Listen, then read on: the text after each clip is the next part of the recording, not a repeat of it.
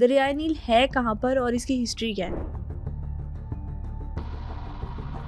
تخت کے نیچے سے 4 دریا بہتے ہیں. وہ جو 4 دریا زمین پہ آتے ہیں وہ کسی نہ کسی پورٹل سے آتے ہوں گے. آخری دور کی جنگیں ہیں وہ پانی پہ ہوں گی. اس دریائے نیل کا آخری دور سے بہت زیادہ تعلق ہے. دریائے نیل کا کنیکشن فرعون سے کیا ہے؟ موسیٰ علیہ السلام کا اژدہا ان سارے سانپوں کو کھا گیا. جب انہوں نے دیکھا نا، انہوں نے کہا یہ جادو نہیں ہے، یہی نیل جو ہے وہ پھٹا تھا.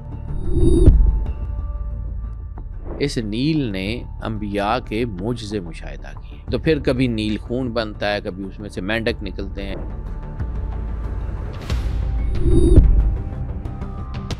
ورلڈ وار 3 کا ڈائریکٹ کنیکشن دریائے نیل سے بن رہا ہے. سرکار ختمی مرتبہ بادشاہ کنین نے فرمایا کہ دنیا پہلے جم جائے گی اور پھر جل جائے گی. 11 افریقن ملک جو ہیں ان کے اندر سے یہ دریا بہتا ہوا گزرتا ہے. یہ آرماگیڈون سے پہلے کی بات ہے. دنیا میں شاید کم لوگ بچیں گے. اوہ مائی گاڈ. دریائے نیل کو دنیا کا سب سے لمبا دریا مانا جاتا ہے، لیکن کیا آپ جانتے ہیں کہ دریائے نیل کے ساتھ قیامت کی کون کون سی نشانیاں جڑی ہیں؟ کیا دریائے نیل کا پانی واقعی جنت سے آتا ہے اور آخری زمانے پہ کیا دریائے نیل پر جنگیں بھی ہوں گی؟ یہ سب باتیں جاننے کے لیے آج کے ایپیسوڈ کو اینڈ تک ضرور دیکھیں. ہماری زیادہ تر آڈینس نے ابھی تک چینل کو سبسکرائب نہیں کیا. اگر آپ کو لگتا ہے کہ اپنے پوڈ کاسٹ کے ذریعے میں آپ کو ویلیوبل کنٹینٹ دے رہی ہوں تو سپر نیچرل پوڈ کاسٹ کو ابھی سبسکرائب کیجیے. سر، آج کے ایپیسوڈ میں آپ سے دریائے نیل اور اس سے جڑی پروفیسیز پر بات کرنا چاہتے ہیں، لیکن سب سے پہلے ہمیں دریائے نیل کی پروفیسیز پر بات کرنے کے لیے دریائے نیل کی ہسٹری جاننا ضروری ہے. دریائے نیل ہے کہاں پر اور اس کی ہسٹری کیا ہے؟ یہ جو دریائے نیل ہے نا بیٹا، اس کی بہت ساری چیزیں جو ہے وہ حدیث میں بھی ہیں، لیکن زیادہ تر اس کی معلومات جو ہیں وہ بائبل میں ہیں. لیکن قرآن پاک میں بھی اس کا ذکر ہے، فرعون کے ضمن میں بھی اس کا ذکر ہے، اور خاص طور پہ ایک حدیث جس کا میں ایسکٹالوجی میں اکثر ذکر کرتا ہوں، کتاب الفتن میں بھی اس کا ذکر ہے، مسلم میں، بخاری میں بھی اس کا ذکر ہے کہ تمہارے رب کا تخت پہلے پانیوں پر تھا اور پھر ہم نے پانی سے خشکی کو ابھارا. ایک یہ حدیث ہے، اور دوسری ایک حدیث ہے کہ تمہارے رب کے تخت کے نیچے سے 4 دریا بہتے ہیں. جیسے ہم نے ایک ایپیسوڈ کی تھی ایڈن گارڈنز کی، بالکل، کہ ایڈن گارڈن سے جو ہے دریائے فرات والی ایپیسوڈ کی تھی. تو 4 دریا جو ہیں وہ عرش معلیٰ سے آتے ہیں. جیسے معراج کی ایپیسوڈ میں بھی جو ہے وہ ایک ہم نے ذکر کیا تھا کہ رسالت مآب سرور انبیاء صلی اللہ علیہ وآلہ وسلم نے مشاہدہ فرمایا کہ سدرۃ المنتہا کے نیچے سے پانی کی 4 دھاریں بہہ رہی ہیں. وہ 4 دھاریں جو ہیں وہ ہمارے یہاں پہ جو ریلیجس ریلم ہے اس میں یہ کہا جاتا ہے کہ وہ 4 دریا زمین پہ آتے ہیں. اب وہ 4 دریا زمین پہ آتے ہیں تو وہ کوئی آبشار کی شکل میں آسمان تک کوئی اونچی آبشار تو نہیں گرتی. وہ جو 4 دریا زمین پہ آتے ہیں وہ کسی نہ کسی پورٹل سے آتے ہوں گے.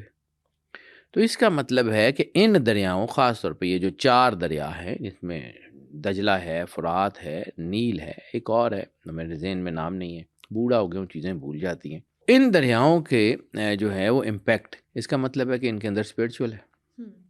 پھر جیسے حدیث میں جو ہے وہ فرات کے پانی کا ایک آتا ہے کہ فرات کا پانی پاکیزگی دیتا ہے.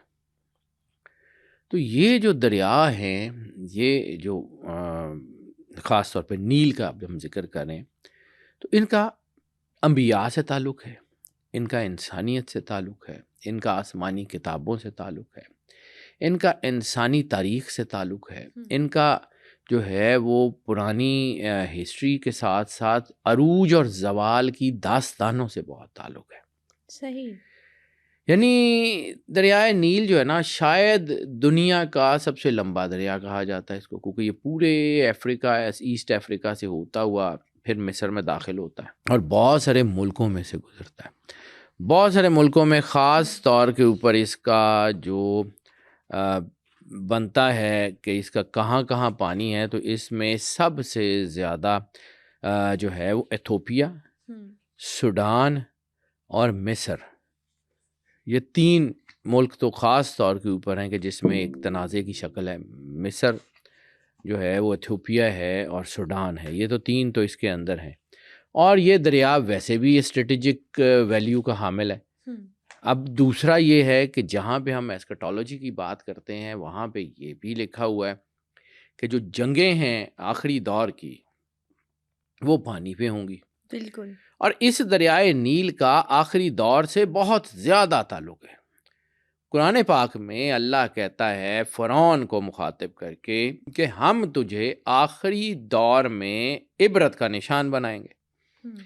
اب آخری دور کا آغاز، یعنی اللہ نے تو کہہ دیا کہ آخری دور کہاں پہ ہوگا، آخری دور ہوگا.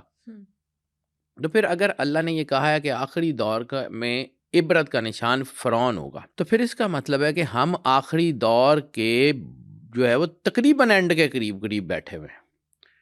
کیونکہ فرعون کی جو ممی ہے، ہزاروں سال سمندر کے اندر دفن رہنے کے بعد فرعون کی ممی ملتی ہے 1881 میں. 1881 کو اب جو ہے وہ تقریباً جو ہے وہ 150 سال کے تو ہو ہی گئے، یا اس کے قریب قریب سال ہیں. یعنی 1881 سے 1981 تک 100 سال، 1981 سے جو ہے وہ 2025، تو یہ تقریباً 150 سال کے قریب قریب کا ٹائم بنتا ہے اس وقت. ٹھیک ہے، اسے پلس مائنس. یہ تو قیامت کی تو نشانی پوری ہوئی ہے. اتنا ہی ہے. اور جب ہم ایک دور کا ذکر کرتے ہیں، جب ہم ٹائم تھیریز کو پڑھتے ہیں، تو ایک دور جب اللہ ذکر کرتا ہے نا کہ اس دور میں یہ ہوا، تو وہ دور 200 سال سے لے کے 500 سال کے درمیان ہو سکتا ہے. تو اس کا مطلب ہے کہ اگر 300 سال گزر چکے ہیں تو آگے کچھ زیادہ ٹائم تو بچتا نہیں. وہ جب ٹائم تھیریز کو پڑھتے ہیں، دیکھیں ہم 100% نہیں بیان کر سکتے اللہ کیا چاہتا ہے، اللہ کیا کرتا ہے، وہ اللہ ہے. ہماری عقل، شعور، وزڈم اس کی چیزوں کو جو ہے وہ احاطہ نہیں کر سکتے.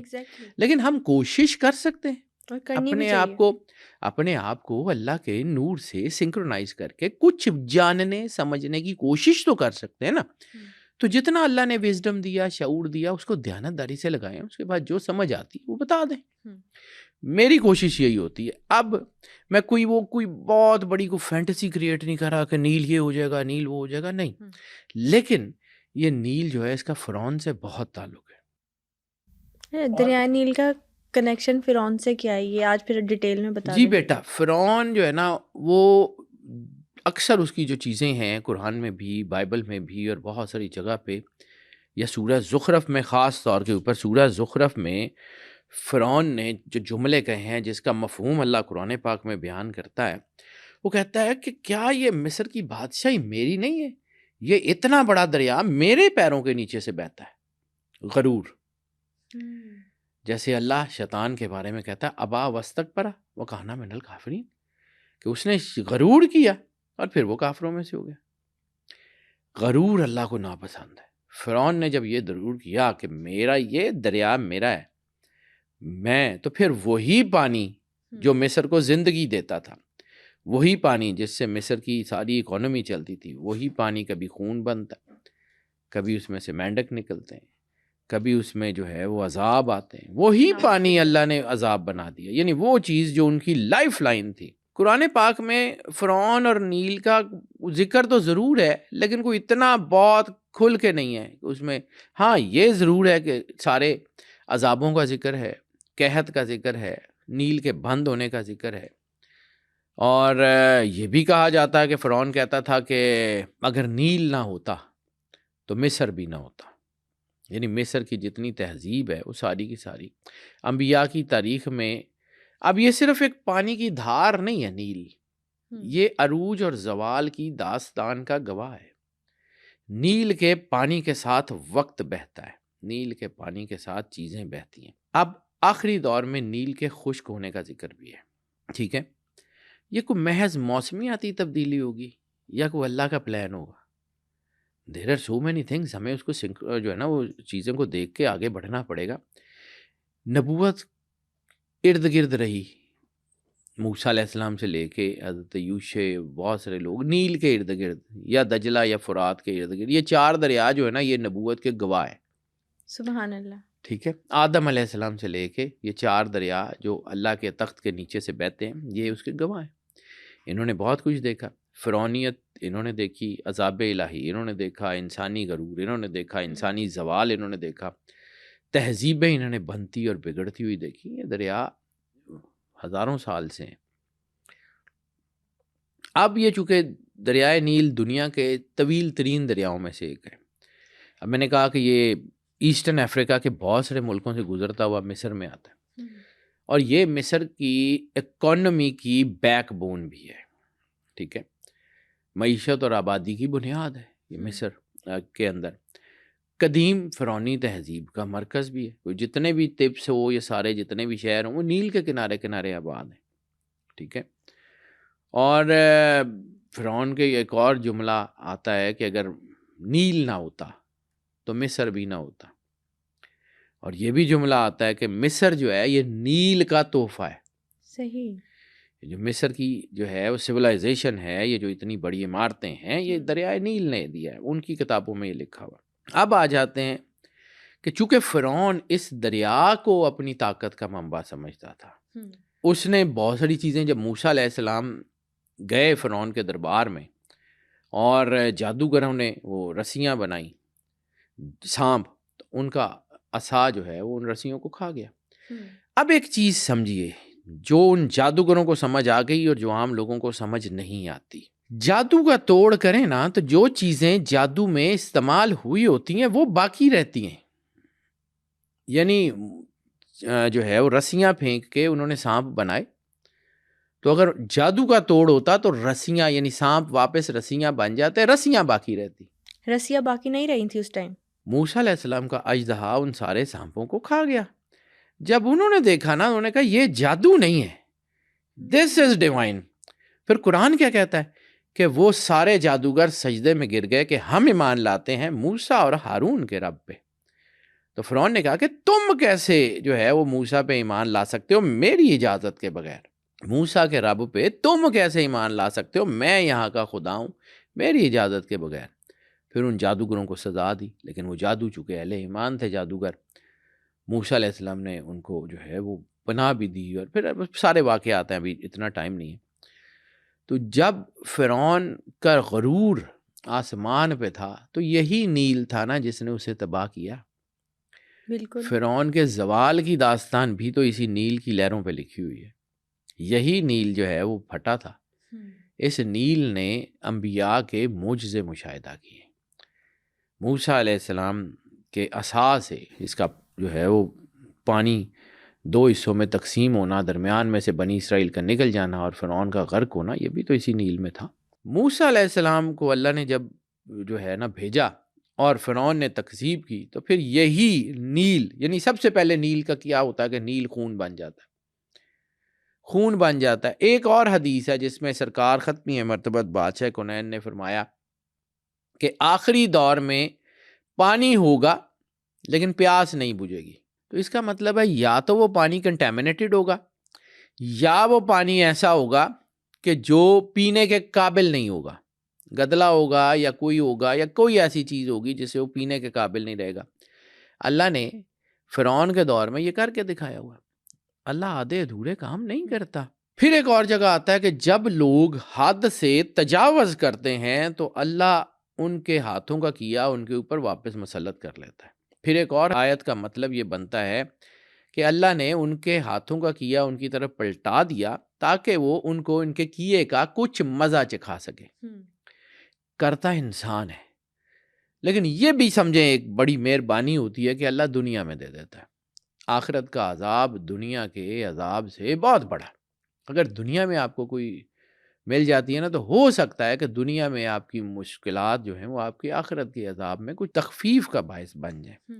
جب فرعون اس چیز سے باز نہیں آیا کہ وہ نبی کی گستاخی کرے اور اس چیز سے باز نہیں آیا کہ وہ اپنی، تو پھر کبھی نیل خون بنتا ہے، کبھی اس میں سے مینڈک نکلتے ہیں، کبھی جوؤں کا عذاب آتا ہے. پھر نیل ہی سے جو ان کو زندگی دیتا ہے، نیل سے بیماریاں پھوٹتی ہیں، وبائیں پھوٹتی ہیں. موسیٰ علیہ السلام، یہ جو ہم کہتے ہیں کہ جی کچھ چیزیں توہم پرستی ہوتی ہیں، تو موسیٰ علیہ السلام کے دور میں کیا کہا تھا اللہ نے؟ ایک بھیڑ ذبح کرو اور اس کا خون اپنے دروازوں پہ لگا لو. جس دروازے کے اوپر وہ خون تھا وہاں وبا نہیں آئی، اور باقی جگہ کے اوپر جو ہے وہ وبا پھیل گئی. تو فرعون کا اپنا بیٹا اس وبا کی زد میں آ کے فوت ہو گیا. پھر اس نے جو ہے وہ اس کی بیوی نے اسے کہا کہ ان کو جانے دے، یہ اللہ کا عذاب ہے جو بار بار ہم پہ آ رہا ہے، ان کو مت روک۔ پھر فرعون نے موسیٰ علیہ السلام کو بلایا اور کہا کہ جاؤ لے کے نکل جاؤ، صحیح، لیکن اس کے بعد پھر اس کی ایگو سامنے آ گئی، اس نے کہا کہ نہیں، ان کو گھیر کے مارتے ہیں سب کو، بنی اسرائیل کو، ایک طرف دریا ہوگا ایک طرف وہ پیچھے آیا۔ تو موسیٰ علیہ السلام نے دریا کے اوپر اپنا عصا مارا، دریا دو حصوں میں بٹ گیا، بنی اسرائیل بیچ میں سے نکل کے پار ہو گئی اور فرعون اسی دریا میں ڈوب گیا۔ اب آخری دور کی ایک بات کر لیتے ہیں، ایسکٹالوجی، یعنی دنیا نے ختم تو ہونا ہے نا، کوئی شک نہیں اس میں، اور اس وقت جو اینڈ آف ٹائم ہے اٹس ویری نیئر۔ مطلب میں کیلکولیشن کا آدمی ہوں، آئی نیور کلیم کہ جی مجھے بہت کچھ آتا ہے، میں عام سا آدمی ہوں، میری اوقات حیثیت ہی نہیں ہے، لیکن ہاں اللہ کا بنایا ہوا سسٹم ہے، تو جتنا کہ مجھے دیانتداری سے سمجھ آتا ہے میں اس کے اوپر بات کر لیتا ہوں کہ آخری دور میں سرور انبیاء صلی اللہ علیہ وآلہ وسلم کی ایسکٹالوجی کی جو حدیثیں ہیں اس میں یہ ہے، صحاستہ میں خاص طور کے اوپر، اور بہار الانوار میں شیخ صدوق نے اس کے اوپر کام کیا، شیخ مفید نے اس کے اوپر کام کیا، امام ابو داؤد نے اس کے اوپر بہت کام کیا، اس کے اوپر جو ہے وہ محمد بن اسماعیل بخاری، امام بخاری کی بہت ساری چیزیں، یہ ساری ایسکٹالوجی کی جتنی کتابیں، میں ان کا حوالہ اس لیے دے رہا ہوں کہ پھر بعد میں جو ہے نا وہ کہا جاتا ہے تو ایک ایک حدیث کا علیحدہ علیحدہ حوالہ دینا تو پھر وہ ایک بڑی لمبی ڈاکومنٹ بن جاتا ہے۔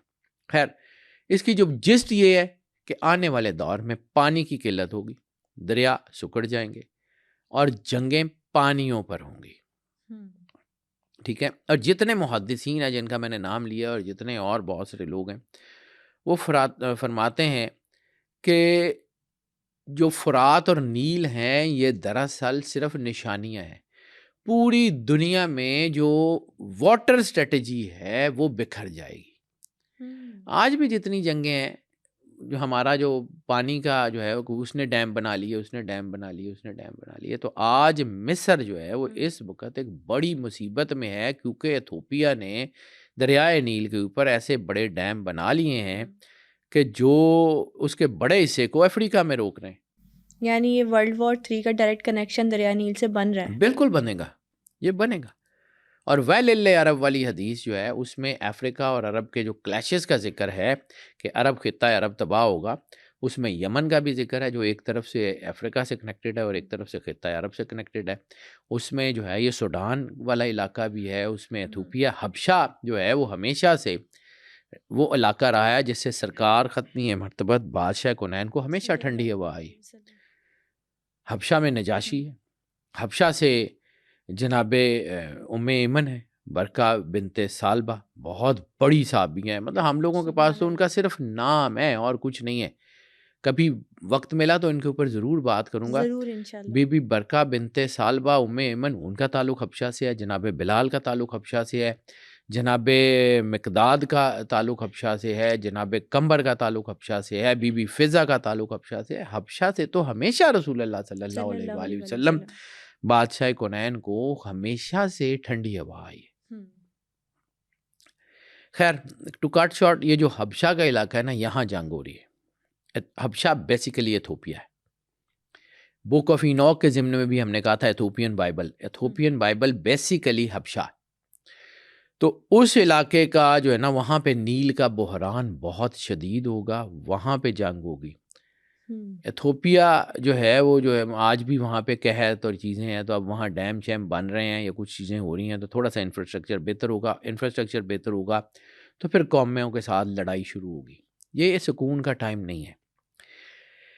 ائمہ طاہرین علیہم الصلاۃ والسلام، یعنی رسالت مآب صلی اللہ علیہ وآلہ وسلم کی لیگیسی کے جو وارث ہیں، ان میں سے جو ہے وہ روایات ملتی ہیں۔ ایک خاص روایت جو مولا امام جعفر صادق علیہ الصلوۃ والسلام سے منسوب ہے، آپ نے فرمایا تھا کہ جب زمین اپنی برکت روک لے تو سمجھ لو کہ انسانوں نے عدل چھوڑ دیا ہے، اور اس وقت جو زراعت کی تباہی ہو رہی ہے، جو قحط ہے، جو بھوک ہے، جو ہجرت ہے، جو خانہ جنگی ہے، جو ہمارے ارد گرد ہمیں نظر آتا ہے، وہ اس وقت سب اسی طرف اشارہ کر رہے ہیں کہ یہ جو الہی نظام ہے، یہ جو کورس آف نیچر ہے، یہ جو فطرت کا قانون ہے، یہ بکھر گیا ہے، دریا کمزور ہو رہے ہیں اور یہ کڑیاں ٹوٹ رہی ہیں۔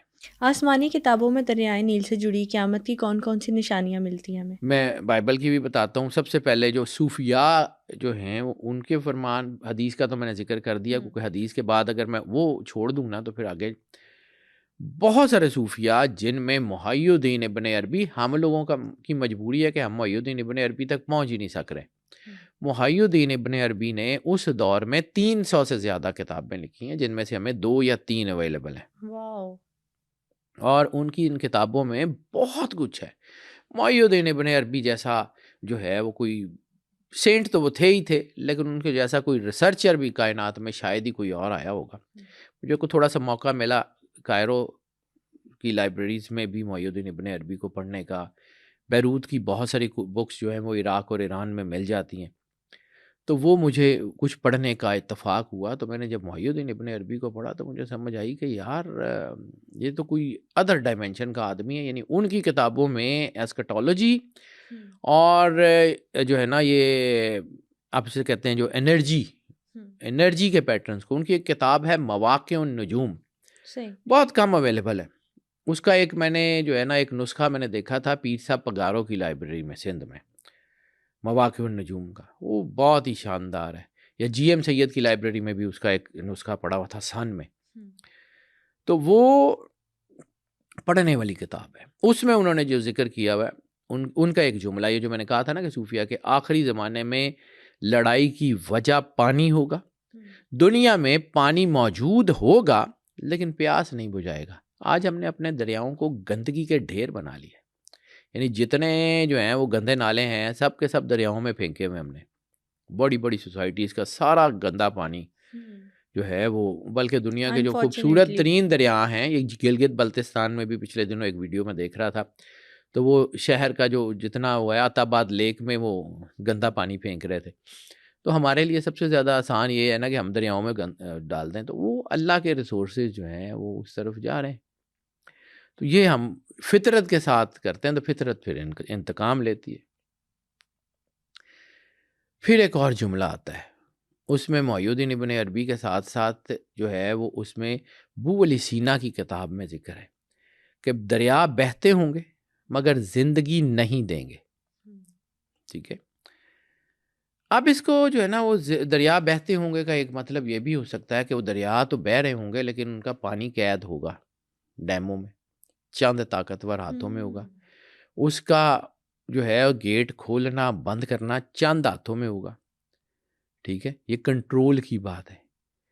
تو یہ ساری چیزیں، ایک مووی ہے اگر کبھی زندگی میں نا ملے نا وقت تو یہ مووی ضرور دیکھنا، میڈ میکس. صحیح، میڈ میکس مووی دیکھنا، جو پانی کے حوالے سے دنیا کا آخری وقت میں جو کچھ ہوگا نا اس مووی میں انہوں نے بڑا خوبصورت دکھایا ہوا ہے. ویسے بھی دنیا بات کرتی ہے اگلے وقتوں میں آکسیجن اور پانی نایاب ہو جائیں گے. ایسے آخری وقت میں پانی پہ جو طاقتیں قابض ہوں گی نا وہ طاقتور ہوں گی. یہ تیل ویل کی لڑائی اب ختم ہونے جا رہی ہے، یہ تیل شیل ختم ہو رہا ہے آنے والے وقت میں، ان قریب دیکھیے گا. اب آ جاتے ہیں بائبل نے جو دریائے نیل کے بارے میں کہا ہے نا، بائبل میں اس کی بہت زبردست چیزیں ہیں. یعنی بائبل میں اس کا ذکر نیل کا تنبیہات کے ساتھ بھی، بلکہ خوفناک جو ہے نا وہ تنبیہوں کے ساتھ آیا اور براہ راست آیا. قرآن پاک میں اس کا بالواسطہ جو ہے وہ ذکر ہے اور بائبل میں بلا واسطہ ذکر ہے. کتاب اسیا یعنی اشیاء بھی اس کو کہتے ہیں اور اشعیہ بھی کہتے ہیں اس کو، اس میں بڑے واضح لفظوں میں لکھا ہوا ہے کہ دریائے نیل سوکھ جائے گا یا اس کا پانی بہت کم ہو جائے گا اور مصر کے دریا بدبو دینے لگیں گے. یہ میں نے ابھی آپ کو کہا کہ آپ نے اس میں گندگی ڈالنی شروع کر دی ہے، دریاؤں کا پانی گدلا ہوگا. پھر کتاب اشیاء میں ہی جو ہے ورس 19 میں یہ لکھا ہوا ہے کہ ماہی گیر روئیں گے اور زمین بنجر ہو جائے گی. یہ صرف کوئی پروفیسیز نہیں ہے، یہ کوئی شاعری نہیں ہے، یہ کوئی جو ہے وہ ایسی کہانیاں نہیں ہیں. یہ زراعت دنیا میں برباد ہو رہی ہے. میں نے بک آف اینوک کے ضمن میں حضرت نوح علیہ السلام کے بارے میں ایک جو کی تھی کہ اللہ تعالیٰ جو ہے وہ بات کرتا ہے کہ ہم تمہیں جو ہے نا اگر تم استغفار کرو گے تو ہم تمہیں آسمان سے پانی برسائیں گے، تمہارے باغ بنائیں گے، تمہیں انفراسٹرکچر میں مدد دیں گے. تو یہ اللہ کی مدد پانیوں میں سے اترتی ہے. اور اس حدیث قدسی کو یاد رکھیے گا جو اللہ کہتا ہے کہ تمہارے رب کا تخت پہلے پانیوں پر تھا اور پھر ہم نے پانیوں سے خشکی کو ابھارا. یعنی معیشت کا زوال ہو جائے گا، سوسائٹی میں انتشار ہوگا، پانی کی لڑائی ہوگی، اور پانی کے ریسورسز پہ جو لوگ قابض ہوں گے. ایسکٹالوجی میں سب سے بڑی لڑائی پانی کے اوپر ہے. صحیح. پانی کو اللہ نے بہت بہت اہمیت دی ہے، اور یہ 4 بیسک ایلیمنٹ ارتھ ونڈ فائر واٹر، اس میں پانی کہا جاتا ہے کہ بہت اہم ہے. ایسکیل ایک کتاب ہے بائبل کی، ایسکیل یا ہسکیل اس کو بھی کہتے ہیں، ایسکیل کہتے ہیں. اس میں مصر کے غرور کو جو بیان کیا گیا نا، کہ مصر کے لوگ کہتے تھے کہ فرعون وہاں کھڑا ہو کے کہتا تھا کہ یہ دریائے نیل میرا ہے، میں نے اس کو خود بنایا. تو پھر وہی اسی کتاب میں آگے ہے کہ اللہ نے اس کو کہا اپنے نبی کے تھرو پانی کم کر دیا جائے گا، سلطنت ٹوٹ جائے گی. اور پھر وہی ہوا، دریائے نیل کے پانی میں عذاب آ گیا، پانی رک گیا، قحط آ گئے، اور پھر فرعون کی سلطنت غرق کر دی گئی. یہ پروفیسی 100% پوری ہو چکی ہے موسیٰ علیہ السلام کے دور میں. تو یہ اگر وہ ہو چکی ہے تو پھر اس کا مطلب ہے کہ باقی بھی ہو جائیں گی. اب آ جاتے ہیں تھوڑی سی کچھ سائنٹیفک چیزیں جو اس وقت ہو رہی. مطلب سائنس نے بھی کوئی ریسرچ کی ہوگی، سائنس کی ریسرچ کیا ہے اس بارے میں؟ آبویسلی یہ جو دریا ہو رہے ہیں بیٹا، زمین کے اندر پانی تو موجود ہے نا، اس کا وہ جو لیئر ہے پانی کی زمین کے اندر موجود ہے نا، لیکن وہ لیئر جو ہے وہ کم ہو رہی ہے زمین سے. اب جو اریگیشن ہوتی تھی کنوؤں کے ذریعے یا ٹیوب ویلز کے ذریعے، وہاں بھی پانی جو ہے وہ دنیا پوری میں نیچے جا رہا ہے. یعنی کبھی 20 میٹر 30 میٹر پہ پانی نکل آیا کرتا تھا، اب وہ 100 200 میٹر کے اوپر نہیں نکلتا. ایسے ہی ہے بالکل. تو دنیا میں چیزیں تو بدل رہی ہیں، اور گلوبلی بدل رہی ہیں، کسی ایک علاقے میں تو نہیں بدل رہی. اور جو سچویشن بننے جا رہی ہے، جس کے بارے میں سرکار ختمی مرتبہ بادشاہ کنین نے فرمایا کہ دنیا پہلے جم جائے گی اور پھر جل جائے گی، وہ بھی چیزیں ہونے جا رہی ہیں. آج تحقیق یہ کہتی ہے خاص طور پہ ریور نائل کے بارے میں کہ جو ایتھوپیا میں جیرڈ ڈیم بنا ہے، کچھ گیرڈ ڈیم کہتے ہیں، کچھ جیرڈ ڈیم کہتے ہیں، GERD.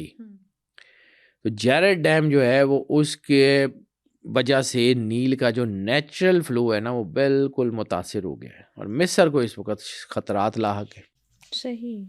تو جب مصر کے خطرات لاحق ہیں تو اس کا مطلب ہے ان کی ایگریکلچر متاثر ہو رہی ہے، ان میں پینے کے پانی کی قلت ہو رہی ہے، کیونکہ زیادہ تر پانی تو وہ نیل سے لیتے ہیں، باقی تو ان کے اندر صحرا ہے. تو نائل جو ہے وہ ان کو پانی بھی دیتا ہے، اور جب نیل خشک ہو رہا ہے تو آبادیوں میں درخت اور سبزہ اور وہ کم ہو رہا ہے، تو اس کا مطلب ہے کہ موسم کی شدت بڑھ رہی ہے، وہ کاربن فٹ پرنٹس بہت زیادہ بڑھ رہے ہیں، بارشیں بے ترتیب ہو گئی ہیں. اور خاص طور پہ یہ جو نیل ڈیلٹا ہے اس میں سمندروں کا پانی مل رہا ہے، جس کی وجہ سے نیل کا پانی جو ہے وہ ایسا ہو رہا ہے کہ جو پینے کے قابل نہیں ہے. آپ کو میں نے ابھی بتایا ہے کہ جو پروفیسیز کہتی ہیں کہ پانی ہوگا، پانی کا بحران ہوگا. ٹھیک ہے. اب سمندر کا پانی پینے لائق تو نہیں ہوتا نا، سمندر کا پانی ہوتا ضرور ہے لیکن وہ پینے کے لائق نہیں ہوتا، اس کو بہت طریقوں سے صاف کرنا پڑتا ہے. اور جب یہی نیل ڈیلٹا جو ہے یہ سمندروں میں ملے گا تو چیزیں ہو جائیں گی. اب اگر ذرا جیوگرافیکلی دیکھیں تو یہ نیل 11 افریقن ملکوں سے ملتا ہے. اب 11 افریقن ملک جو ہیں ان کے اندر سے یہ دریا بہتا ہوا گزرتا ہے، لیکن اس میں 3 ملک ایسے ہیں جس کا میں نے بالکل شروع میں ذکر کیا، جن کی لڑائی ہے، سوڈان، ایتھوپیا اور ایجپٹ. اور یہ تنازعہ صرف ڈیموں کا نہیں ہے، یہ تنازعہ صرف پانی کا نہیں ہے، بلکہ سروائیول آف فٹسٹ کی جنگ ہے. جو اس کو کنٹرول کر لے گا صرف وہ بچے گا، باقی سب ختم ہو جائیں گے. تو یہ زندگی کی جنگ ہے. تو یہ چھوٹی موٹی جنگ یہاں نہیں ہوگی اس ڈیلٹا میں، بالکل ایسی کوئی شک نہیں. ٹھیک ہے. یا یہ زندہ رہنے کا سوال ہے یا ختم ہو جانے کا سوال ہے اس وقت جو حالات ہیں. اب مصر کی چونکہ 90% سے زائد آبادی کا جو ہے وہ انحصار اسی دریا پہ ہے، اور دریا خشک ہو رہا ہے. ابھی اس کے بارے میں کہا جاتا ہے کہ اس میں جتنا پانی ہوا کرتا تھا ابھی اس کا 22 سے 25% پانی رہ گیا بس. یعنی 75% یا 78% جو ہے وہ پانی اس کا خشک ہو چکا ہے پہلے سے، 22 سے 25% پہلے رہ گیا. اب جب یہ ڈیمز بنیں گے چیزیں الجھیں گی، اور اوپر سے بارشیں جو ہیں وہ نہ ہونے کے برابر ہو رہی ہیں. تو یہ جو چیزیں ہو رہی ہیں پھر اس کا مطلب ہے کہ نیل میں جو حالات ہیں، زراعت کی کمی، خوراک کا بحران اور پھر انٹرنل سیکیورٹی کے معاملات. مصر جو ہے نا وہ زندگی کی لائف لائن ہے ایجپٹ کے لیے. اب وہ لائف لائن کٹ رہی ہے. ایتھوپیا کہتا ہے کہ اس کی سب سے بڑی ایک شاخ نکلتی ہے بلو نائل. وہ بلو نائل ہماری ہے، وہ ایتھوپیا سے جاتی ہے، اور وہ بلو نائل کے اوپر انہوں نے ڈیم بنا لیا ہے، جیرٹ ڈیم. بجلی دیتا ہے وہ، ایتھوپیا کو ترقی دے رہا ہے، خود مختاری کا ذریعہ سمجھا جاتا ہے. اور ایتھوپیا کہتا ہے کہ ہم کسی کا پانی چرا تھوڑی رہے ہیں، ہمارا پانی ہے، ہم اپنے پانی کے اوپر ڈیم بنا رہے ہیں، ہم کسی کا پانی روکتے نہیں ہیں. اس طرح سوڈان میں جغرافیکلی، کیونکہ یہ ایتھوپیا اور سوڈان جو ہیں یہ ان کے اوپر جو ہے وہ چیزیں ہیں، اور ایتھوپیا اور سوڈان کی اپنی بھی ہے. پانی ان کے لیے بیلنسنگ ایکٹ ہے. یہ بیلنسنگ ایکٹ ہے، کبھی اس نے اس کا پانی روک لیا، کبھی اس نے اس کا پانی روک لیا. تو یہ جو ہے نا یہ ایک طرف ایتھوپیا نے کیا ہوا ہے، ایک طرف مصر ہے، اور سوڈان کے اندر مسئلہ ہے. تو اگر اس کا تھوڑا سا مطلب، زیادہ تو میرے پاس ٹائم نہیں ہے کہ میں اس کو بہت زیادہ اس کو ڈیپلی جا کے دیکھوں، لیکن جو اس وقت ایسکٹالوجی میں نظر آ رہا ہے، تو اصل مسئلہ اس کا جو ہے نا وہ یہ ہے کہ اس میں جتنے بھی معاہدے ہیں نا وہ ان کے کلونیلزم کے معاہدے ہیں، 1959 یا 1929 تک کے. اس کے بعد کا ان میں معاہدہ ہی کوئی نہیں ہے. تو اب چونکہ ان کے نئے افریقی ممالک بھی بن رہے ہیں، تو وہ جو نیو افریقی ممالک ہیں وہ ان معاہدوں کا اپنے آپ کو پابندی نہیں سمجھتے. وہ کہتے ہیں کہ ٹھیک ہے، اب نئے معاہدے ہوئے کوئی نہیں، پرانے معاہدے ہو گئے ہیں، ختم. تو اب نیل جو ہے نا یہ پانی طاقت کا اشارہ بنتا جا رہا ہے، اس لیے نیل کے اوپر جنگیں ہوں گی. یہ جو اینڈ ٹائم میں جو جنگیں ہوں گی وہ اس دریائے نیل کے ارد گرد ہوں گی. جیسے فرات کے اوپر میں نے جو ہے رسالت مآب انبیاء صلی اللہ علیہ وسلم نے فرمایا تھا سونے کا پہاڑ نکلے گا. یہ آرماگیڈون سے پہلے کی بات ہے. آرماگیڈون سے پہلے کی بات ہے. آرماگیڈون کے بعد کی بات وہ ہے کہ دنیا پہلے جم جائے گی اور پھر جل جائے گی. وہ آرماگیڈون سے بعد کی بات ہے. وہ اس وقت کی بات ہے جب عیسیٰ علیہ السلام آئیں گے، بوڑھے ہوں گے، اور پھر وہ دنیا سے پردہ کریں گے. عیسیٰ علیہ السلام کے پردہ کرنے کے بعد جو ہے وہ آئس ایج آئے گی. صحیح. وہ آئس ایج جو ہے نا وہ آئس ایج کیا ہے یہ بھی ضرور آپ سے سمجھیں گے. آئس ایج کے اوپر پھر کسی وقت بات کر لیں گے. ایک ice age coming, ice age آ رہی ہے، اور یہ کوئی بہت زیادہ دور نہیں ہے. یہ سمجھ لیں کہ 100 سال. اس کے بعد دنیا میں شاید کم لوگ بچیں گے. یہ وہی ہے جس کے بارے میں سرور انبیاء صلی اللہ علیہ وسلم نے فرمایا تھا کہ اللہ ایک ٹھنڈی ہوا چلائے گا، اور وہ لوگ کہ جن کے اندر ایمان کی رتی بھی ہوگی، وہ ٹھنڈی ہوا ان کو موت دے دے گی، اور وہ آسانی سے اللہ کے پاس چلے جائیں گے، اور دنیا میں صرف برائی بچے گی. اسی حدیث کے ضمن میں پھر کبھی زندگی رہی تو آپ کو بنکر لائف کا ذکر کروں گا، کہ بنکر لائف کا ذکر بھی سرور انبیاء صلی اللہ علیہ وآلہ وسلم کی احادیث میں ملتا ہے. کتاب الفتن میں اس کا ذکر ہے کہ وہ لوگ زمین کے نیچے پناہ گاہیں بنا کے رہیں گے، اور وہ دنیا کے جو ہے وہ بدترین لوگ ہوں گے. صحیح. یعنی جو اوپر ہوں گے ان کی تو جان چلی جائے گی وہ آسانی سے، جو نیچے رہ جائیں گے. تو اللہ کہتا ہے نا کہ اس کو دنیا میں صرف برائی بچے گی، تو وہ جو بچے گی وہ پھر دنیا میں تباہی پڑے گی. خیر، کم ٹو دا پوائنٹ، یہ پھر کسی اور طرف چلی جائے گی بات. نیل ایک اسٹریٹجک ویپن کے طور پہ یوز ہوگا ایسکٹالوجی میں، آخری وقت کی لڑائیوں میں، جو کہ زیادہ دور نہیں ہے. اب یعنی ہم کہیں گے جی 200 سال 300 سال، نو سر، 2 ڈیکیڈ یا 1 ڈیکیڈ بھی نہیں. Oh my God. اتنا ہی ٹائم ہے، اس سے زیادہ نہیں. 2 ڈیکیڈ بہت زیادہ ہوں گی، لیکن 1 ڈیکیڈ سے بھی کم کا عرصہ، 5 سال یا 3 سال 5 سال کے بعد کوئی انٹرنیشنل وار جو ہے نا، ورلڈ وار تو شروع ہو رہی ہے، وہ شاید 2026 میں شروع ہو جائے، جس کے چانسز بہت ہیں. انٹرنیشنل ورلڈ وار شروع ہو رہی ہے، اور یہ آگے رہے گی. اور پھر اس میں ایٹم بم چلیں گے، اور اس کا مین تنازعہ واٹر ریزروائرز ہوں گے، ڈیم اڑانے کے لیے، اس کے لیے اس کے لیے. تو پھر وہ چیزیں جو ہے نا، وہ معیشت ٹوٹے گی، سیلاب آئیں گے، انفراسٹرکچر ہوں گے. تلواروں سے اب جنگ نہیں ہونی، اب سپلائی لائن کی جنگ ہے. یعنی اب ہتھیار ماڈرن ہتھیار ہے. میں ایک دفعہ پہلے بھی آج سے بہت سال پہلے جب کرونا کی بات کر رہا تھا تو میں نے اس سے 1 سال پہلے کی ویڈیو میرے چینل کے اوپر شاید موجود ہو، کئی جگہ کی تھی کہ دنیا میں اب وہ ہتھیار استعمال ہوں گے جو لوگوں نے اب تک استعمال نہیں کیے. کرونا ان میں سے ایک بایولوجیکل ویپن تھا، اس کے بعد اور بہت سی چیزیں تھیں، اور ایک اور حدیث جو سرور انبیاء صلی اللہ علیہ وآلہ وسلم کی حدیث ہے. آپ نے فرمایا تھا دنیا کی آبادی جب 7 کے عدد پہ ہوگی، 7 لاکھ 7 کروڑ 7 ارب، تو دنیا میں جو ہے وہ ہر 5 میں سے 2 یا جنگوں سے یا بیماریوں سے مارے جائیں گے. 7 ارب سے زیادہ آبادی ہوئی تھی، کرونا آ گیا تھا، اب دوبارہ 7 ارب سے اوپر جا رہی ہے. Get ready. میں ڈرا نہیں رہا ہوں، لیکن اس وقت جو چیزیں ہیں، اب اسٹریٹجک کنٹرول یہ ہے کہ ڈیموں کا کنٹرول، پانی کا بہاؤ اور پانی کی ریلیز ٹائمنگ، یہ بہت میٹر کرتی ہے، اور یہ ساری کی ساری سیاست انٹرنیشنل انہی کے اوپر ہے. یہی وجہ ہے کہ مصر نے ایتھوپیا اور سوڈان کو فوجی کارروائیوں کی دھمکیاں دی ہیں. انٹرنیشنل طاقتیں اس میں ملوث ہیں، خاموشی سے مداخلت کر رہی ہیں، لیکن یہ ایک دم سے یہ سارا ویل اترے گا اور سارا کچھ سامنے آ جائے گا. افریقہ مستقبل کا سینسٹیو خطہ ہے، عرب جو ہے وہ مستقبل کا سینسٹیو ترین خطہ ہے. اس کے علاوہ یورپ مستقبل کا سینسٹیو خطہ ہے. یہ سارے علاقے، یعنی آپ کو یہ یوکرین کی وار یورپ کے دروازے پہ لڑی جا رہی ہے نا، تو ہو سکتا ہے یہ جنگ یورپ کے اندر گھس جائے. پھر ایک اور حدیث ہے یہیں پہ جس کا میں ذکر کر کے آگے بڑھوں گا. خراسان کے حوالے سے بہت ساری حدیث ہے. خراسان کے قریب ایک بڑے ملک کا مسلمانوں کی مدد کرنے کا اشارہ بھی ملتا ہے. تو خراسان صرف یہ جو ہے ایران کا تو ایک صوبہ ہے خراسان میں، صرف افغانستان خراسان ہے، اور جیہوں سے پہلے کا جتنا رشین ٹیریٹری ہے وہ بھی خراسان کا حصہ ہے. صحیح، ٹھیک ہے. تو جیہوں سے پہلے کا اگر علاقہ دیکھیں تو اس کے بعد سب سے بڑا ملک کون سا بنتا ہے؟ رشیا. اور حدیث کہتی ہے کہ وہاں پہ بڑا ملک مسلمانوں کی مدد کرے گا. تو رشیا کا کردار آخری جنگوں میں اب مت بھولیے گا. صحیح.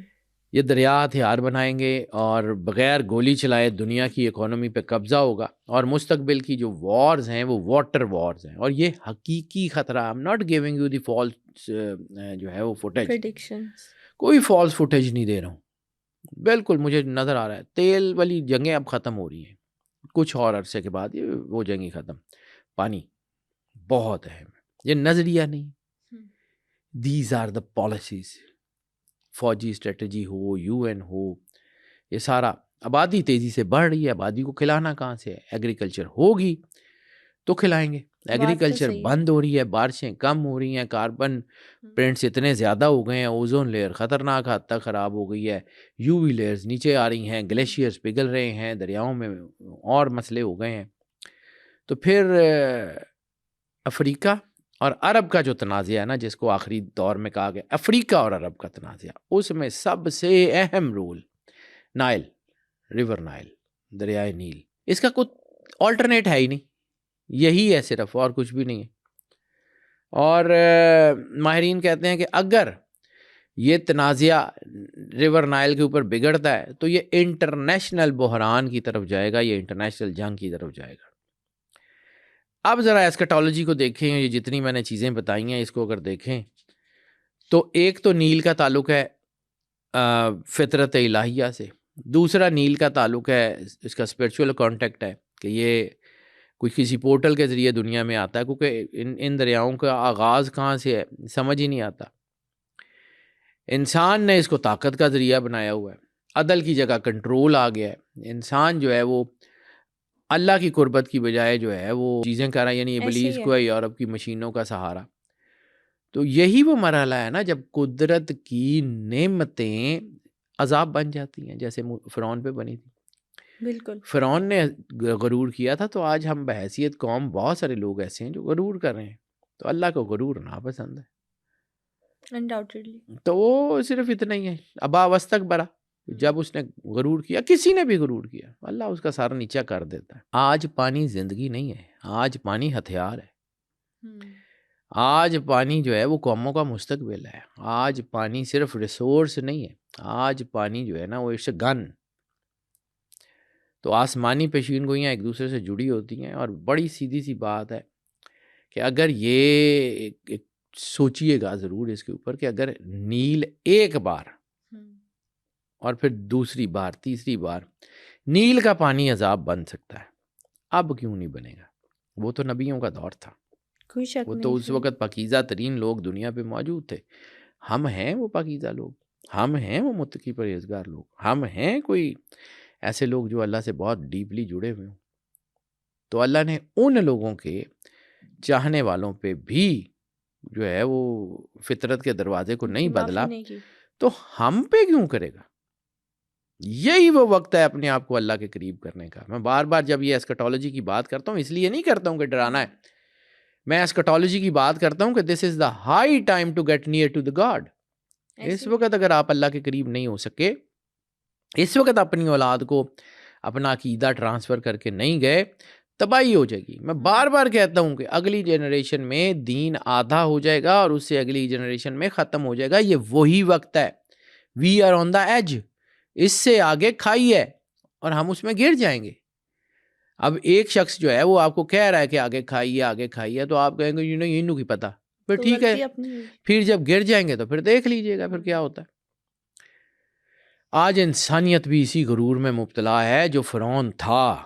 آج ہم بھی اس کے اوپر ہیں کہ ہم سیاست، ہم فلاں کا علاقے کا پانی روک لیں گے، ہم یہ کر لیں گے وہ کر لیں گے، تو ٹھیک ہے. اب یہ جو قیامت ہوتی ہے نا بیٹا، یہ اچانک نہیں آتی، یہ ایک دم سے نہیں آتی. اس کے حالات بننا شروع ہوتے ہیں. جیسے موت بھی ایک دم سے نہیں آتی، مرض الموت لگتا ہے. بالکل مرض الموت لگتا ہے. اب وہی بیماری جس کا آپ کے پاس علاج ہوتا ہے اس کا علاج بند ہو جاتا ہے. مرض الموت اور مرض میں فرق یہ ہے کہ ہر مرض اللہ نے جو اتارا ہے نا اس کا علاج ہے. صرف مرض الموت کا کوئی علاج نہیں اتارا، کیونکہ اس نے اس سے آگے بڑا کام لینا ہوتا ہے. آپ کے پاس ہر دوائی ہوتی ہے، ہر چیز ہوتی ہے، لیکن وہ دوائی اثر کرنا بند کر جاتی ہے. ایگزیکٹلی. آپ ہر طرح کا علاج کر سکتے ہیں لیکن وہ علاج جو ہے اس کا اثر بند ہو جاتا ہے. کیوں نہیں ہو رہا ہوتا؟ کہ وہ مرض نہیں ہوتا، وہ مرض الموت ہوتا ہے. تو اس وقت اس زمین کو مرض الموت لگ چکا ہے. اب یہ جو اس زمین کے اوپر جو حالات ہیں وہ سارے کے سارے اسی طرف جا رہے ہیں جنہوں نے ٹھیک نہیں ہونا. قیامت ایک دن میں نہیں آئے گی، قیامت کو سینکڑوں سال چاہیے. اور یہ جو اس وقت جو ہے وہ ساؤتھ پول اور نارتھ پول کے اوپر ایک چیز اور چھوٹی سی آپ کو بتاؤں. رسالت مآب سرور انبیاء صلی اللہ علیہ وآلہ وسلم کا جو فرمان ہے نا بیٹا، وہ حقیقت ہے. اس میں کوئی شک شبہ نہیں ہو سکتا، نہ وہ کوئی میٹافر ہو سکتی ہے. اگر رسالت مآب سرور انبیاء صلی اللہ علیہ وآلہ وسلم نے فرمایا ہے نا کہ سورج مغرب سے نکلے گا، تو وہ مغرب سے لٹرلی نکلے گا. وہ کوئی نہیں ہے کہ مغرب والوں کی اکانومی بڑی تیز ہے تو ان کا سورج سوا نیزے پہ. نو، دس از ناٹ دا میٹافر. یہ ہوگا، پریکٹیکلی یہ چیز ہوگی، پریکٹیکلی ہوگی. پھر کبھی زندگی رہی تو آپ کو پول کنورژن کا بتاؤں گا، یا یہ جو چیزیں ہیں، یہ جو انرجی ہے، یہ انرجی آپس میں شفٹ ہوتی ہے، ہزاروں لاکھوں سال لے جاتی ہے. پوری دنیا میں ٹیکٹونک پلیٹس جو ہیں ان کے اندر ایک میگنیٹک چیزیں ہیں. پہلے اس کی جو سپیڈ ہوتی تھی، سرکار نے ایک فرمایا تھا، میں حدیث کے ضمن میں چونکہ حدیث پڑھتا ہوں تو مجھے وہ سمجھ آتی ہے. رسالت مآب نے کہا تھا زمین کی رفتار تیز ہو جائے گی. کیا دن اور رات کی رفتار تیز ہو گئی ہے؟ نہیں ہوئی. ایک تو ویسے ہی ہم بزی ہو گئے نا تو ہمیں لگتا ہے، لیکن بظاہر وہ ٹائم گھنٹے تو وہی 24 رہے ہیں، لیکن ایک رفتار تیز ہو گئی ہوئی ہے. پہلے زمین کی ٹیکٹونک پلیٹس اور وہ جو اس کی میگنیٹک فیلڈ تھی اس کی رفتار ہوتی تھی 30 کلومیٹر پر ایئر.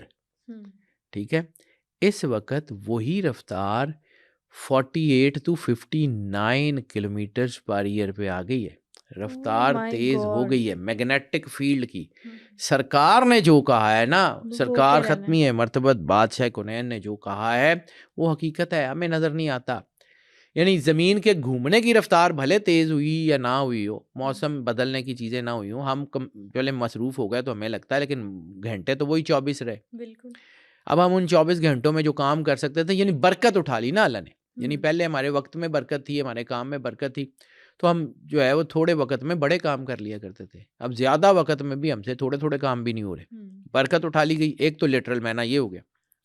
لیکن یہ جو پول شفٹ کا عمل ہے، پول شفٹ کبھی زندگی رہی تو آپ کو بتاؤں گا یہ پول شفٹ کیا ہوتا ہے. کہ نارتھ پول اور ساؤتھ پول ان کی انرجی آپس میں کنورٹ کرتی ہے ہزاروں سال. جب یہ نیندرتھل ختم ہوئے تھے، ڈائناسور ختم ہوئے تھے، تو یہ پول شفٹ ہوئے تھے، اور یہ کبھی کبھی مکمل طور پہ شفٹ ہوتے ہیں اور کبھی کبھی ان کے اندر تھوڑی سی ایکسکرشنز ہوتی ہیں. تو آخری ایکسکرشن کو ہوئے بھی 300 سال سے زیادہ ہو چکے ہیں، اور اس وقت جو ہے وہ زمین کی ٹیکٹونک پلیٹس کے اوپر جو دباؤ ہے وہ آخری لیول کے اوپر ہے. اب صرف ایک چھوٹی سی لائن بتا کے میں آپ کنکلوڈ کرتا ہوں اس کو. ایک پول ہے نارتھ، ایک ہے ساؤتھ پول. آپ کمپاس رکھتے ہیں تو وہ نارتھ اور ساؤتھ کے اوپر ہی سیدھا، جیسے آپ ڈائریکشنز کا کرتے ہیں. یہ بیسیکلی 2 میگنیٹک کے گڑھ ہیں، ٹھیک ہے. ہر کمپاس اسی طرف ہی جاتا ہے. ہزاروں سال کے بعد ہوتا یہ ہے کہ یہ پولز کی انرجی کنورٹ ہو جاتی ہے. اب ایک آپ نے میگنیٹ ہے، اس کو تھوڑا سا دھیان سے سمجھیے گا. ایک میگنیٹ ہے، اس کو دوسرے پول کے ساتھ جوڑیں کرے گا، لیکن اس کو چینج کر دیں تو کیا کرے گا؟ ریپیل کرے گا. یہی ہوتا ہے، میگنیٹ تو وہی رہتا ہے، صرف اس کا پول شفٹ ہو جائے تو وہ ریپیل کرتا ہے. صرف ایک چیز سمجھیے، زمین کلاک وائز گھوم رہی ہے، اس کا میگنیٹک سسٹم گلیکسیز کے ساتھ سنکرونائز ہے جو اس کو کلاک وائز گھما رہا ہے. صرف پول شفٹ ہو جائے، میں صرف اس وقت حقیقت نہیں کر رہا ہوں، صرف پول شفٹ ہو جائے تو زمین کلاک وائز سے گھومے گی، اینٹی کلاک وائز. سورج کدھر سے نکلے گا؟ مغرب سے. This is actual going to happen. سرکار ختمی مرتبت بادشاہ کونین کے جملے، رسالت مآب کے جملے کوئی میٹافر نہیں ہے، یہ میرے ایمان کا حصہ ہے. اگر میں نے کلمہ پڑھا سرور انبیاء صلی اللہ علیہ وآلہ وسلم کے نام کا تو مجھے اس بات کا یقین ہے کہ یہ ہوگا. سورج مغرب سے نکلے گا اس وقت جب پول شفٹ ہو جائیں گے، زمین کی گردش جو ہے وہ ریورس ہو جائے گی. اور اس میں کوئی ہزاروں سال کا ٹائم نہیں ہے، لاکھوں سال کا ٹائم نہیں ہے، زیادہ سے زیادہ 100 یا 200 سال، زیادہ سے زیادہ. کیونکہ اس وقت جو جیولوجیکل سچویشنز ہیں، ہاں اس میں سے کوئی اور ہو جائے، اللہ اس پریشر کو نکال دے، جیسے پریشر کوکر کی وہ سیٹی یا وہ اوپر سے ویٹ ہٹ جاتا ہے تو وہ اس کا پریشر ریلیز ہو جاتا ہے. اللہ کی مرضی، اللہ کسی اور طریقے سے پریشر ریلیز کر دے تو وہ مالک ہے، وہ خالق ہے، وہ کارساز ہے. لیکن ابھی جو کیلکولیشن بتا رہی ہیں کہ جتنا اس وقت زمین کی ٹیکٹونک پلیٹس کے اوپر پریشر ہے، تو حضرت صالح کے بارے میں اللہ کیا کہتا ہے کہ ایک ہائپر سونک آواز تھی اور پھر وہ جہاں کھڑے تھے وہیں کھڑے رہ گئے. زمین اگر کہیں سے ایرپٹ ہوتی ہے، اگر وہ انرجی نکلتی ہے تو جس علاقے میں بھی نکلے گی وہاں کے رہنے والے ارد گرد کے کئی سو کلومیٹر، کم از کم کئی 100 کلومیٹر، بلکہ اس سے بھی زیادہ کا ایریا، وہاں پہ ہوگا کیا؟ ہائپر سونک بلاسٹ ہوگا. جو جہاں کھڑا ہے دماغ ختم، لنگس پھٹ جائیں گے، ہارٹ رک جائے گا، اور جہاں کھڑا ہے وہیں پہ، جیسے قرآن کہتا ہے جاسمین، وہ کھڑے کھڑے جو ہے وہ اوندے منہ گرے ہوئے بت بن گئے. No time death, with in no time. سمجھیے گا اس وقت دنیا کس طرف جا رہی ہے. میں پھر کہہ رہا ہوں، میں ڈرا نہیں رہا ہوں. اگر آج نیل بول سکتا نا تو وہ آپ کو بتاتا کہ میں نے فرعون کو بھی ڈوبتے ہوئے دیکھا ہے، میں نے وقت کو بھی ڈوبتے ہوئے دیکھا ہے، میں تم کو بھی ڈوبتے ہوئے دیکھوں گا. ایسے ہی ہے، یہ سچویشن اسی طرف جا رہی ہے. میں بار بار کہتا ہوں کہ یہ جن پروفیسیز کی ہم بات کرتے ہیں بیٹا، یہ انسانیت کا ہمیں سبق ملتا ہے کہ ہم نے فطرت کے ساتھ چھیڑ چھاڑ شروع کر دی ہے. ہم اس فطرت کے ساتھ چھیڑ چھاڑ بند کریں اور اپنے آپ کو اللہ اور رسول سرور انبیاء صلی اللہ علیہ وآلہ وسلم کے بتائے ہوئے اصول کے مطابق زندگی گزارنے کی طرف جائیں، اپنی زندگی میں سادگی لائیں تو شاید ہم بچ جائیں، جس کے چانسز نظر نہیں آتے، کیونکہ نیچرز لاء کبھی نہیں بدلتا. قدرت ایک دفعہ اللہ خود کہتا ہے کہ کیا اللہ اس بات پہ قادر نہیں ہے کہ تم سب کو ختم کر دے، تمہاری جگہ نئے لوگ واپس آئے؟ انڈاؤٹڈلی ہے. تو وہ سب کو ختم کرنا کیسے ہوتا ہے؟ وہی، یا تو زمین الٹی گھومے گی، اور الٹی گھومے گی تو پھر ایک اور چیز، ایک اور یہاں پہ ایسے ہی میں یہ جتنے ایٹم بم ہم نے بنائے ہوئے ہیں یہ شبرات پہ تھوڑی چلانے ہیں، یہ کوئی پٹاخے ایسے تھوڑی ہیں کہ یہ چلیں گے. تو سمجھیے جب یہ ایٹم بلاسٹ ہوں گے، ایٹامک بلاسٹ ہوں گے، تو ایٹم کی راکھ جو اوپر جاتی ہے، وہ جو ایک بادل بناتی ہے، تو کیا کرے گی؟ سورج کی روشنی کو روک لے گی. سورج کی روشنی کو روک لے گی، دنیا میں اندھیرا ہو جائے گا اور پھر دنیا فریز ہو جائے گی. سرور انبیاء صلی اللہ علیہ وآلہ وسلم کا فرمان ہے کہ دنیا پہلے جم جائے گی پھر جل جائے گی. یعنی وہ جو ایٹامک راکھ ہوگی وہ سورج کو روک لے گی، لیکن جب وہ اوپر جائے گی تو وہ کیا کرے گی؟ آپ کے آئن سفیر کو تباہ کر دے گی. وہ آیونز جو آپ کی طرف آنے والی جو ہے الٹرا وائلٹ ریز کو جو ہے وہ روکتے ہیں. تو جب وہ آیونز فیر تباہ ہو جائے گا تو سورج کی تابکاری ڈائریکٹ زمین پہ آئے گی. تو پھر سمجھیے کہ سرکار ختمیہ مرتبت نے کیا کہا تھا, دنیا پہلے جم جائے گی پھر جل جائے گی. یہی کہا تھا سرور انبیاء صلی اللہ علیہ وآلہ وسلم نے صحابہ کرام کو, عظیم ترین لوگوں کو مخاطب کرتے ہوئے کہ آنے والے دور کے لوگ مجھے تم سے زیادہ سمجھیں گے. اس لیے نہیں کہ وہ پرہیزگار ہوں گے, اس لیے نہیں کہ وہ کچھ ہوں گے, اس لیے کہ وہ ٹیکنالوجی کو سمجھ رہے ہوں گے. ان کے سامنے یہ ساری ٹیکنالوجی اوپن ہوگی, وہ اس کو زیادہ بہتر فگر آؤٹ کر سکیں گے, کیونکہ 1400 سال پہلے یہ ساری تھیریز, زمین کا جمنا, زمین کا جلنا, ہم نہیں سوچ سکتے تھے. لیکن آج ہمیں لگتا ہے کہ اگر یہ ایسا ہوتا ہے, ایٹم بم کہیں دنیا میں زیادہ حصے کے اوپر پھٹتے ہیں, زیادہ حصوں کے اوپر, تو اس وقت تو دنیا میں اتنے بمس موجود ہیں نا کہ اگر وہ چلیں تو زمین 3 بار تباہ ہو سکتی ہے. تو اگر ان میں سے 1/3 ہی چل جائیں تو زمین پوری کی پوری تباہ ہونے کے قابل ہے نا. تو 1/3 of the whole atomic blast اگر دنیا میں ہو, ایٹم بم جو ہے نا وہ تو چلنے ہی چلنے ہیں, 3rd ورلڈ وار کی طرف جا رہی ہیں چیزیں, حالات اسی طرف جا رہے ہیں. یہ اللہ نے اس نظام کو ختم بھی تو کرنا ہے نا. جیسے مرض الموت لگاتے ہیں تو یہ بیسیکلی اس زمین کے اوپر مرض الموت تو اللہ نے لگا دیا ہوا ہے, اب اس کا علاج نہیں ہوگا, اب یہ اپنا کام کرے گا. اس کو سمجھیے, جو سرور انبیاء صلی اللہ علیہ وآلہ وسلم نے فرمایا ہے جو اپ کمنگ آئس ایج ہے, وہ جو پہلے آئس ایج آئی تھی جس میں نندرتھل انسان ختم ہوئے تھے, اب شاید ہومو سیپینز بھی ختم ہو جائے. ٹھیک ہے, پھر ایک اور حدیث کا جملہ ہے, تخرج النار من الیمن, یمن سے ایک آگ اٹھے گی. وہ جو یمن سے ایک آگ اٹھے گی وہی الٹرا وائلٹ ریز ہوں گی نا, جو دنیا پہ آئیں گی, جو دنیا کو جلا دیں گی. یہ جو جلانے والی کام ہے نا, یہ اب شروع ہو گیا ہوا ہے. Get ready for that. پھر لوگ کہتے ہیں کہ جی آپ بڑی بڑی باتیں کرتے ہیں. میں اللہ کو حاضر ناظر جان کے کہتا ہوں, میں نے جا کے اللہ کو جواب دینا ہے. میں اپنا کام دیانتداری سے کرنے کی کوشش کرتا ہوں, میں کوئی سودا نہیں بیچتا. ایسکٹالوجی میرا شوق ہے, بلکہ میرے ایمان کا حصہ ہے, کیونکہ میری زندگی میں سب سے بڑا جو اہم ہے وہ ہے امام مہدی علیہ الصلوۃ والسلام کا انتظار. مولا امام مہدی علیہ الصلوۃ والسلام نے آنا ہے, میرے ایمان کا حصہ ہے ان کا انتظار. اس لیے میں بار بار ان چیزوں کو پڑھتا ہوں کہ مالک نے کب آنا ہے, عیسیٰ علیہ السلام نے کب آنا ہے. میں ان کی ریسرچ پہ کرتا ہوں, اور جب میں ان کو پڑھتا ہوں تو مجھے لگتا ہے کہ یہ چند سال کی دوری پہ ہے عیسیٰ علیہ السلام کا ظہور, 1-8 سال کی دوری پہ ہے دجال کا خروج. تو اتنا ہی ٹائم ہے اب, اور اس کے بعد گیٹ ریڈی فار دیٹ. یہ نیل ہو, فرات ہو, یہ سب فتنے بنیں گے, یہ سب جنگوں کے بنیں گے. جو قوم بھی عدل کو چھوڑ دیتی ہے, اللہ نے کہا ہے نا کہ عدلو, عدل کرو, ہوا اقرب للتقوی, کہ وہ تقوی کے سب کے زیادہ قریب ہے. تو عدل تو پوری دنیا میں ہی تباہ ہو گیا. ہمارے ہاں عدل کا نظام تباہ ہو گیا, دنیا میں بہت ساری ملکوں میں اس وقت عدل کا نظام تباہ ہو گیا. تو پھر جب انسان اللہ کے بنائے ہوئے اصول سے ٹکر لیتا ہے تو پھر اللہ کر لیتا ہے. پھر جدید ترین ریاستیں ہوں یا کچھ بھی ہوں, وہ سونامی کے آگے نہیں ٹھہر سکتی, پھر وہ ان طاقتوں کے آگے نہیں ٹھہر سکتی, قدرت.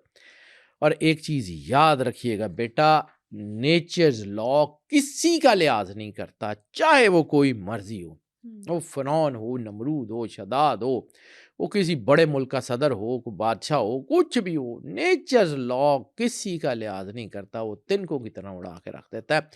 وہی ہونے جا رہا ہے اس وقت. بالکل ٹھیک ہو گیا sir, thank you so much for coming. آج کے ایپیسوڈ میں آپ نے دریائے نیل کی ہسٹری, اس کی جیوگرافیکل لوکیشن امپورٹنٹ کیوں ہے, اینڈ ٹائم پروفیسیز اس کے ساتھ کیا کیا جڑی ہے, قرآن و حدیث میں کیا اشارے ہے, بائبل میں ہمیں کہاں اور کیسے ذکر ملتا ہے, اور جو وارس کی آن گوئنگ سچویشن ہے اس کا دریائے نیل سے کیا تعلق ہے, ساری باتیں آپ نے ہمارے ساتھ شیئر کی. Thank you so much for coming. Welcome. آج کے ایپیسوڈ میں ہم نے دریائے نیل کی ہسٹری, اس پر ہونے والی سائنٹیفک ریسرچ اور اس سے جڑی اینڈ ٹائم پروفیسیز پر بات کی. اگر آج کے ایپیسوڈ دیکھنے کے بعد کوئی بھی سوال آپ کے ذہن میں آئے تو کامنٹ سیکشن میں ضرور شیئر کیجیے گا. نیکسٹ ایپیسوڈ میں حیدر جعفری ان تمام سوالات کے جوابات دیں گے. Stay tuned.